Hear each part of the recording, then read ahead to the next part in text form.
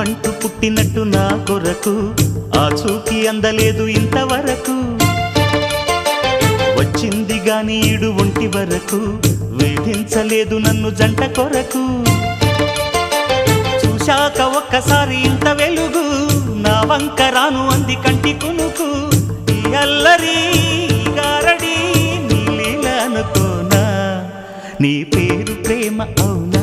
ఇవాళే నిన్ను పోల్చుకుందా